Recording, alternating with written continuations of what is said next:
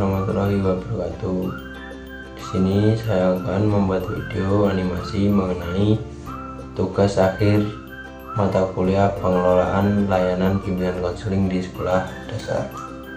Sebelumnya, perkenalkan, nama saya Muhammad Yoga Fadila dengan NIM A5102400262, Prodi Pendidikan Guru Sekolah Dasar Universitas Muhammadiyah Surakarta.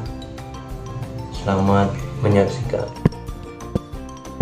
Oke teman-teman, kali ini kita akan belajar mengenai apa itu layanan bimbingan konseling di sekolah dasar, fungsi bimbingan konseling di sekolah dasar, serta jenis-jenis dan contoh bimbingan konseling di sekolah dasar khususnya. Oke, pengertian dari layanan bimbingan konseling di sekolah dasar adalah proses bantuan yang diberikan oleh guru kepada siswa agar mereka dapat tumbuh dan berkembang secara optimal, mandiri, serta mampu mengatasi berbagai tantangan. Oke, selanjutnya yaitu fungsi dari layanan bimbingan konseling. Yang pertama, membantu siswa mengenali siapa dirinya, apa kelebihannya dan apa kekurangannya. Yang kedua, mengantisipasi berbagai masalah yang timbul pada anak. Yang ketiga, membantu siswa yang sudah terlanjur menghadapi masalah agar masalah tersebut bisa diselesaikan dengan baik. Dan yang terakhir, memelihara hal-hal baik yang sudah ada pada diri siswa dan mengembangkannya. Lalu, materi bimbingan dan konseling di tingkat sekolah dasar memiliki karakteristik yang unik dibandingkan tingkat SMP atau SMA. Di jenjang sekolah dasar, pendekatan bimbingan konseling lebih difokuskan pada pencegahan dan pengembangan. Guru BK atau guru kelas yang bertindak sebagai konselor bertugas membantu anak-anak usia dini mencapai tugas perkembangannya secara optimal, membangun karakter dasar, dan menumbuhkan sikap positif. Berikut adalah 4 bidang utama layanan bimbingan konseling di sekolah dasar beserta contoh penerapannya dalam keseharian. 1. Bidang bimbingan pribadi. Bimbingan pribadi bertujuan membantu siswa mengenali dirinya sendiri, mengelola emosi, membangun rasa percaya diri, dan menanamkan nilai-nilai karakter dasar. Contoh layanan bimbingan pribadi seperti latihan kemandirian. Contohnya membereskan alat tulis sendiri, meminta izin ke toilet sendiri, merapikan bekal makan sendiri. Lalu contoh yang kedua yaitu pengenalan emosi dasar seperti menggambar emosi pada anak untuk mengenali dan mengekspresikan perasaannya dengan aman. Lalu yang kedua, bidang bimbingan sosial. Bimbingan sosial berfokus pada bagaimana siswa berinteraksi dengan orang lain. Tujuannya untuk membangun empati, kemampuan komunikasi yang baik, dan adaptasi di lingkungan sosial.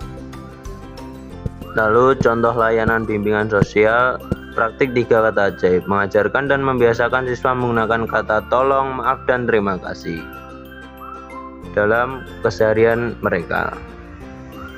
Lalu yang kedua, mediasi konflik sebaya, menjadi penengah yang netral ketika ada siswa yang bertengkar. Contohnya membimbing siswa berbaikan secara tulus tanpa paksaan.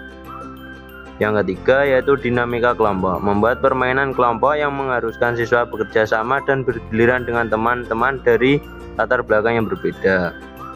Lalu yang selanjutnya yaitu bidang bimbingan belajar atau akademik. Bimbingan belajar di sekolah dasar tidak berfokus pada pemberian les tambahan materi pelajaran, melainkan pada pembentukan kebiasaan belajar yang positif, memecahkan hambatan belajar, serta membantu siswa menikmati proses bersekolah. Contoh layanan bimbingan belajar. Yang pertama, mengamati kecenderungan cara belajar anak. Apakah lebih suka melihat gambar visual, mendengarkan cerita, atau bergerak secara kinestetik. Lalu yang kedua, latihan konsentrasi dengan memberikan permainan edukatif seperti menyusun balok, mewarnai pola, atau puzzle, khusus bagi siswa yang mudah terdistraksi atau kesulitan duduk tenang di dalam kelas. Yang selanjutnya yaitu bidang bimbingan karir. Bimbingan karir di tingkat sekolah dasar bukan bertujuan agar anak langsung memilih pekerjaan di masa depan.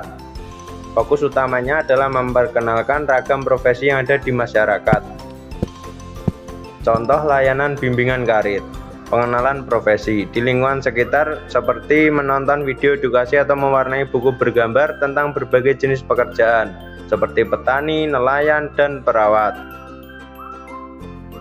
Lalu yang kedua, pemetaan minat dan bakat. Mengobservasi kegemaran siswa, misalnya sangat suka menggambar, pandai berlari, atau suka bercerita, dan mengarahkan mereka untuk mengikuti ekstrakurikuler yang sesuai dengan kemampuan dan minat bakat mereka. Terima kasih telah menonton video saya. Mohon maaf bila ada kekurangan.